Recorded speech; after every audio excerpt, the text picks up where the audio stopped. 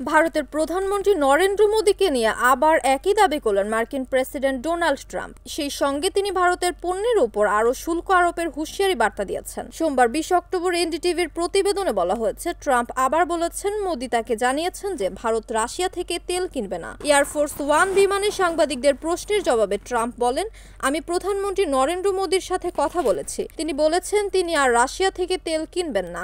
সাংবাদিকরা প্রশ্ন করেন, ভারত সরকার তো বলছে মোদী ও ট্রাম্পের মধ্যে কোনো কথা হয়নি। ট্রাম্পের জবাবে বলেছেন, ওরা যদি এই কথা বলে তাহলে তারা রাশিয়া থেকে তেল কেনার জন্য বিপুল পরিমাণ শুল্ক দেবে, কিন্তু ওরা ওই বিপুল পরিমাণ শুল্ক দিতে চায় না।